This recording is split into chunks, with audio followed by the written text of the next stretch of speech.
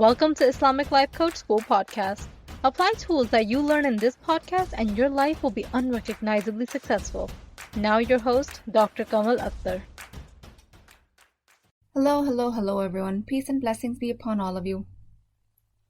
Let's make the upcoming year about failing. Let's get really comfortable with trying and not achieving. Because there's only one difference between trying and not achieving, and that is the willingness to fail. Failure is a thought. It is not a fact. At Islamic Life Coach School, I go really far in trying to teach you guys the difference between objective and subjective. Anything subjective can be changed based on what you decide to think about it. Same is true for failure. Failure is not a fact. Even a big red F on a graded school paper can really mean different things to different people. A failing grade on a paper is just that. It's up to you as a human mind carrier to make it mean what you will. Some people are bothered by it, some people are unfazed. The letter grade F, the missed deadline, forgetting your child's soccer game, distracted driving and rear-ending another car are only failures if you think they are. Failure is only final if we don't finish the task we set out to do. Missing the deadline for a project, forgetting to submit a college assignment, is only a failure if you finalize your task. But as usual, I'm going to give you a life-changing trick. I'm going to invite you to ask one question. At any given moment, if you feel like a failure, ask yourself, what has this taught me? Because this question will turn the finalization of the process into a journey. Remember, we just said, it is only a failure if you finalize your journey. So if you never stop taking steps, there's no failure. And this question, what has this experience taught me, turns a destination into a rest stop.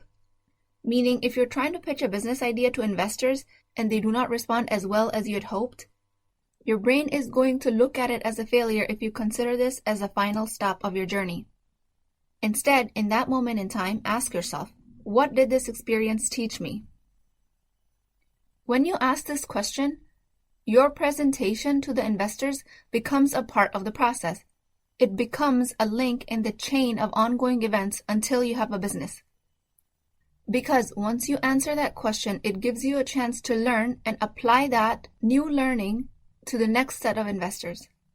Or let's say you asked for a raise and your request was turned down. It is only a failure if you consider this a final step. If you ask yourself, what has this rejection taught me? This becomes a part of the process in the bigger scheme of things, where you might be trying to move up in the corporate world.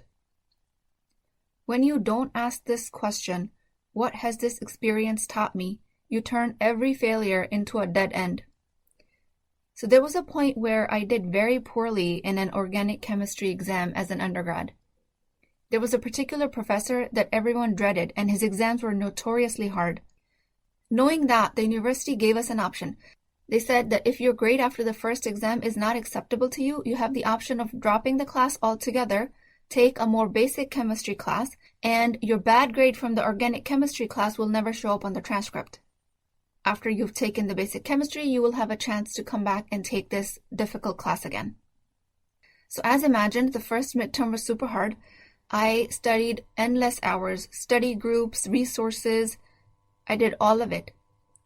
But I remember so clearly, I came out of the exam so run down and drained, and I was talking to some of my other friends.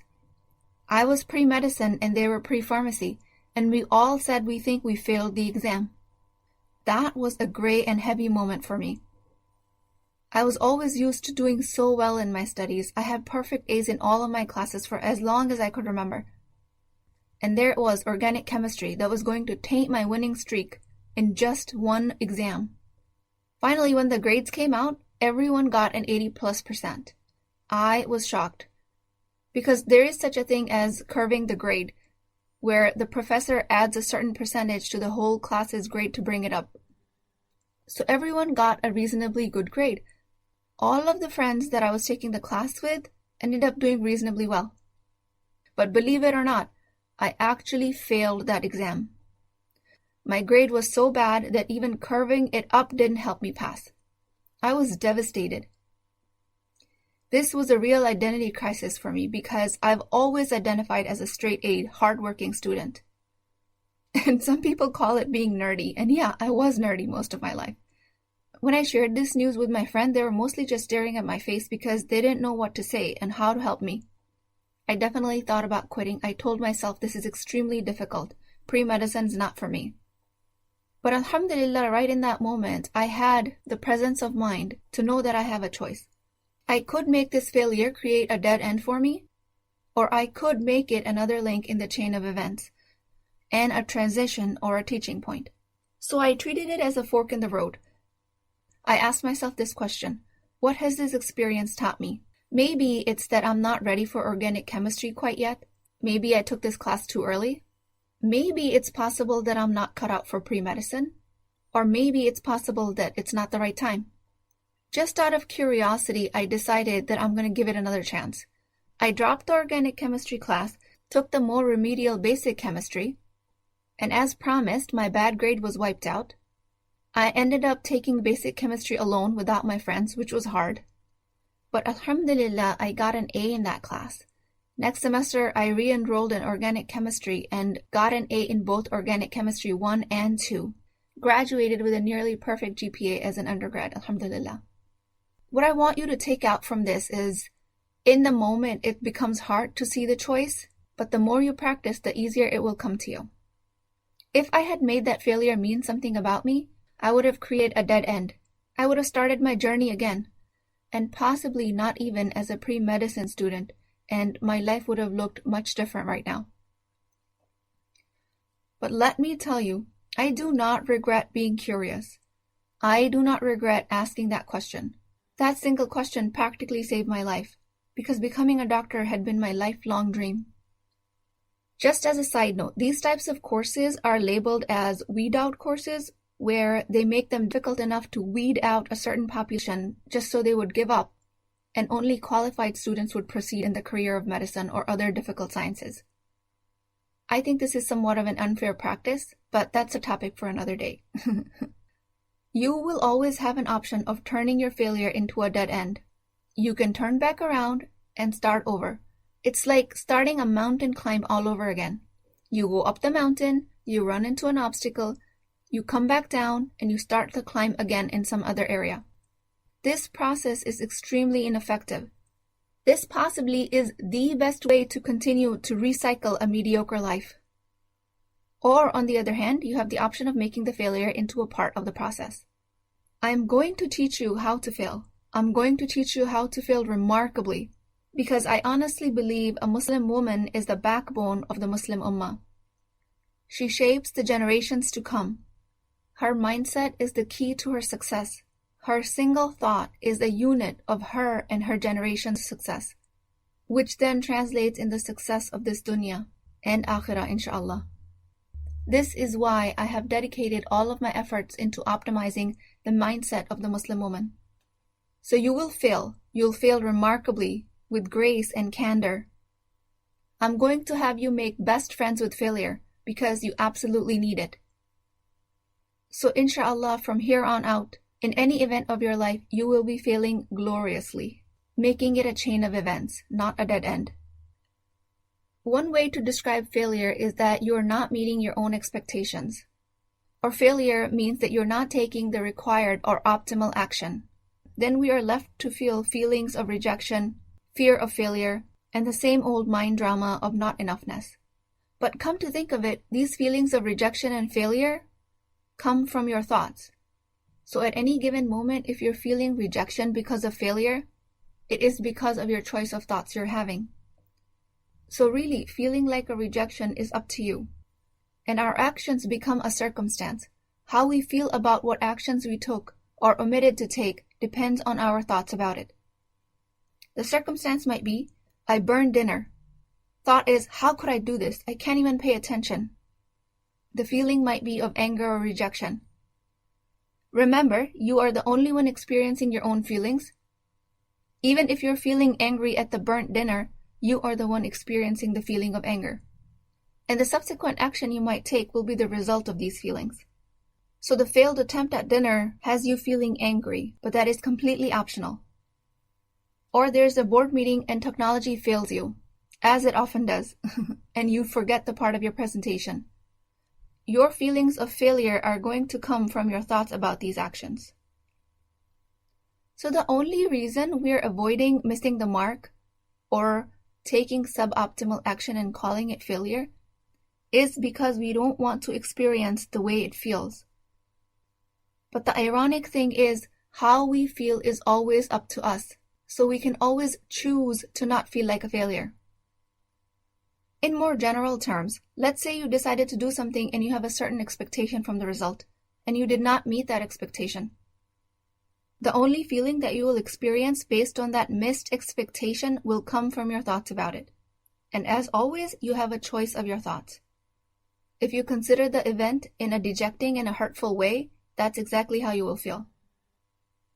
So universally, our thoughts create our feelings. So when you don't meet your own expectations, the only feeling that you will experience will be based on what you decide to think about the situation. So the ironic thing is that the reason you're avoiding failing is because you're avoiding how it makes you feel, which is actually in your control. So you don't have to choose those feelings of fear, rejection, or failure. What ends up happening when you avoid failure is that we're avoiding something that you are in charge of, and then you're acting like it's happening to you from an outside force. This is the concept that I drill extremely deeply into my clients' heads in Empowered Muslim Women program. In an experience of a perceived failure, we lose sight of this point of control. So in an individual coaching session, I help my clients practice this exact method until they've mastered this concept. So failure doesn't just happen to you, and you don't have to sit there and experience it like you're bound by it. What actually happens is that if we miss an expectation, or if there's an omission of action on our part, then we decide to make it mean something that hurts, which is completely optional. Let's imagine you're a fitness instructor and you want 20 people showing up for your class. You market it and the response is really good, but only 3 people show up. You can tell yourself, oh my God, this was such a failure. I'm never going to do something like this again because this feels so terrible. All of those thoughts right there are a choice. You're training new employees and they just won't learn. Omission of action on your part would be that you fail to teach them the way they learn best. Choosing to think of it as a failure is up to you. If you want to recite the Quran with proper tajweed and you keep missing the mark, Arabic is not your first language, your accent is heavy, your teacher corrects your same mistake over and over again. You can choose to be frustrated, you can choose to blame your primary language, and you can choose to think of it as a failure. Again, all optional. Or you can continue the task, practice the proper pronunciation of the Arabic letters, and monitor your progress. Failure technically is a part of the process. It's always going to be there. Clients tell me we are waiting for the day when we will actually see a transformation and don't fail anymore. We're waiting for the day when we don't make any mistakes and always make the right decisions and we always take the right actions. And I open to them some hard truths that this type of transformation does not exist. The only type of transformation you can achieve is what you make each failure mean, how you can integrate that into your journey. There will be no one particular day after which you make no mistakes. That will not happen on this earth. Failure-free life does not exist, and the transformation is only in your point of view. This is excellent, excellent news, because your point of view is the only thing that is in your control. What are you making your actions and your results mean? Failure is subjective. Ask yourself this question: what has this taught me? If you're making a failure mean something negative, then don't flip into a positive narrative, because that can turn into toxic positivity. Instead, turn to curiosity. Turn to questioning, how could this be for me? Embracing failure is a skill to learn. It is something that you're going to practice and get good at with time. My daughter is currently enrolled in martial arts, and her instructor taught her how to fall down properly. This is just like failing properly. You cannot avoid falling while you're doing a physical activity that you're just learning. And notice how his teaching isn't around how not to fall down or how to avoid falling down. His teaching is around how to fall and stay protected, how to fall with grace. This example is also very evident in toddlers when they're learning how to walk. They fall a lot and they fall hard, but they get up because each falls make them stronger and it teaches them how to walk better the next time. If after falling they stayed on the ground because they thought to themselves, walking is not for me, they would never learn to walk. But luckily for them, toddlers have not yet learned that negative self-narrative. But as adults, we've practiced this type of narrative so much that it seems factual, but we can unlearn it. One way to untether the negative narrative of failures is to actually learn the techniques of successful people. There are people out there who keep failure journals. They tell themselves, in the business, if I'm not experiencing at least 5 failures a month, I'm not reaching my target. Lack of failures means lack of progression to them. That's a completely different perspective. Like if you're a business owner, if at least 10% of the people are not returning your product or asking for a refund, then you're not doing enough business. If you're trying healthy habits and at least one of your children is not complaining about the new food, then you're not trying enough healthy recipes. If you start gauging your progress from the amount of failures you've accumulated, that will propel your life so much that it will be unrecognizable, inshallah. So in the upcoming year, I want you to commit to failing. I want you to commit to failing gloriously, with commitment, with intent. I wish marvelous and magnificent failures for all of you. Because I know when you do that, you're actually getting closer to where you want to be. There's a saying that if you want to be successful faster, double your rate of failures. And you have to have your back when you're doubling your rate of failure. When I personally start accumulating failures, the most magical thing happens. I start telling myself, okay, I've achieved 1 failure, now 4 more to go on this project. And then I start looking forward to things that might go wrong. And then I reevaluate and fix what can be done better the next time.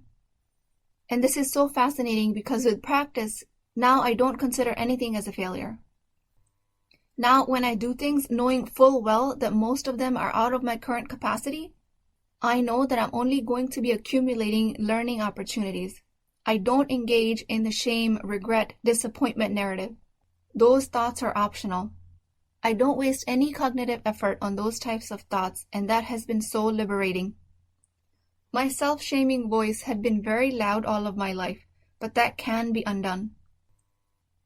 There were times when my anxiety would reach record levels just at the thought of me actually doing something difficult. But with this work, I could tell you, anxiety might present, but it does not overtake me. I can manage all of those thoughts of anxiety and failure just using my mind, alhamdulillah. Your anticipation of failure will completely change your momentum towards success. So I encourage you to start keeping a failure journal using the methods I've taught you in this podcast. With that, I make dua to Allah subhanahu wa ta'ala that failures become integrated into our journey so seamlessly that success becomes an inevitable side effect. I pray that we recognize that by calling ourselves a failure, we are literally challenging Allah subhanahu wa ta'ala's design. Allah sent us on this earth to strive. I pray to Allah that He gives us intelligence, presence, and security in our humanness to strive in His path. I make sincere dua to Him that we come to recognize that every failure in this world is just a part of the journey. This path is only finalized in the hereafter. And may Allah subhanahu wa ta'ala raise us to be among the successful, inshallah. I will talk to you guys next time.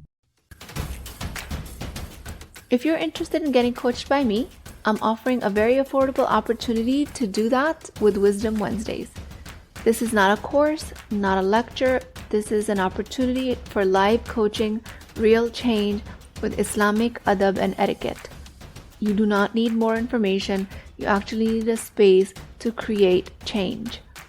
At $19.99 a month, which is the price of takeout dinner, you as a Muslim woman will create confidence, intimacy, and connection, without shame or fear of judgment, because your privacy is my highest priority. So join at www.islamiclifecoachschool.com, resources, Wisdom Wednesdays. I'll see you inside, inshallah.